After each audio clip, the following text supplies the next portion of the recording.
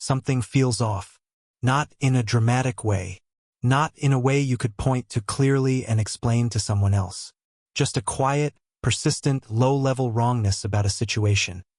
A person, a relationship, a circumstance that will not leave despite your best efforts to reason yourself out of it. And every time you try to examine it rationally, the reasonable explanations win on paper. But the feeling does not go away. That feeling is not overthinking. It is not anxiety manufacturing problems where none exist. It is a signal. A specific, accurate, information-carrying signal that your mind is producing in response to something real. Something your conscious reasoning has not yet caught up with but your deeper processing has already clearly identified. And the gap between what the feeling knows and what your reasoning can currently prove is not evidence that the feeling is wrong. It is simply evidence that your perception is faster than your ability to justify it. Those are two completely different problems. And treating them as the same one is exactly why people override the most accurate intelligence they have access to. But before we go further, there is a specific reason why this particular feeling is so easy to dismiss. A psychological mechanism that works against you every single time you try to trust what you are sensing. We will name that mechanism precisely. And when we do, you will understand not just why the feeling keeps coming back, but why the people around you cannot always see what you are seeing, even when you are completely right. First, here is what is actually happening when something feels off and you cannot explain why. Your mind is processing two versions of a situation simultaneously. The first version is the one being presented, the words being said, the behavior being displayed, the narrative being offered about what is happening and why. The second version is the one your deeper processing is assembling from everything that does not quite fit, the slight inconsistency in how someone explains themselves, the pattern that has been building across multiple interactions, the specific quality of a moment that your nervous system flagged before your conscious mind had time to name what it flagged. Most people around you are only processing the first version. They are taking what is presented at face value because that is cognitively efficient and socially comfortable. You are processing both. And when those two versions do not align, when the presented story and the assembled evidence point in different directions, your mind produces the feeling. Not as a judgment, not as a conclusion, as a signal that the two versions have not reconciled and the gap between them deserves attention. Here is the strange part. That signal is not vague unease. It is specific information delivered in a form that has not yet been translated into language. Your mind knows something, cannot yet tell you in words what it knows. But it is telling you in feeling, with a precision and a persistence that should be taken considerably more seriously than most people take it. And this is where the mechanism I mentioned begins to work against you. The moment you try to examine the feeling rationally, the moment you sit down and ask yourself what specifically is wrong and why, you enter territory where the feeling is at a disadvantage. Because rational examination requires evidence that can be articulated. It requires specific incidents that can be named. It requires a logical chain from observation to conclusion that can be followed by someone who was not there. And the feeling your deeper processing produced arrived before any of that was available.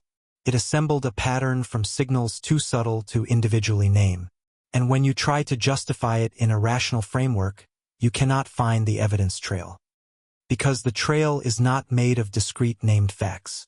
It is made of dozens of micro-observations that your nervous system processed simultaneously and delivered as a single felt conclusion. So the rational examination returns. Nothing specific enough to justify the feeling. And you tell yourself you are overthinking. And the feeling, being ignored, does what ignored signals always do. It gets louder. Most people completely miss why the feeling gets louder rather than quieter when they cannot find rational justification for it. They assume the escalation means the anxiety is taking over, that the overthinking is intensifying. But the feeling is not escalating because anxiety is winning. It is escalating because the signal has not been received. Your mind is not producing more feeling because something is more wrong. It is producing more feeling because the same signal keeps getting dismissed and it needs to get through. And this leads directly to the most important thing to understand about what happens when something feels off. The feeling does not need your conscious mind to catch up with it before it is valid. Perception does not require articulation to be accurate. Your nervous system processed something real. The fact that you cannot yet name it in terms that would satisfy a rational argument does not mean the processing was wrong. It means the translation is incomplete. An incomplete translation is a much smaller problem than the one you create when you override a genuine signal because you could not immediately justify it in language. Have you ever been in a situation where something felt wrong, you talked yourself out of it, gave the benefit of the doubt, stayed longer than you should have, and then, eventually, everything the feeling was trying to tell you became undeniably visible? And in that moment of confirmation, you did not feel vindicated.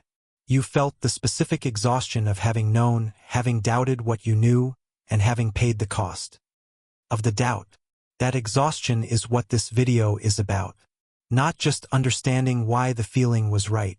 Understanding what made it so easy to dismiss, and what changes when you stop requiring your perception to be fully articulable before you take it seriously. Here is the psychological mechanism I promised at the beginning. The specific reason this feeling is so easy to dismiss even when it is completely accurate. It is called the reasonableness bias. And it works like this. When a feeling conflicts with a reasonable explanation, when what you sense contradicts what can be logically justified, most people default to the reasonable explanation.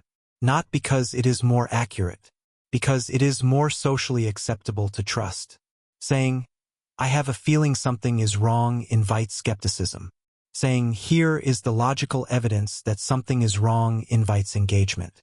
And in a world that rewards the second and questions the first, you have been trained slowly, through enough repetitions of being told you are reading too much into things, to trust the reasonable explanation over the felt signal even when the felt signal is considerably more accurate. The reasonableness bias is not a neutral preference for evidence. It is a socially conditioned override of a genuinely reliable perceptual system. And it specifically targets the moments when your perception is most accurate, the early stages of a problem, before the evidence has accumulated enough to be socially nameable, and replaces it with the most available reasonable alternative explanation. That is when the override costs you most. Not when the evidence is already visible. When the signal arrived early enough that acting on it would have actually made a difference. Remember the feeling you were holding at the very beginning, the quiet, persistent wrongness about something you cannot fully explain? That feeling arrived for a reason. Your processing assembled it from real information. The fact that you cannot yet articulate exactly what the information is does not mean the assembly was wrong. It means you are at the early stage, the stage where the feeling knows more than the reasoning does, where the signal is ahead of the evidence, where the most important thing you can do is resist the trained impulse to override it with the most comfortable available explanation. Something actually feels off. That is not overthinking. That is your most reliable perceptual system doing its job, delivering a conclusion your conscious mind has not yet finished building the case for. Trust it. Not blindly.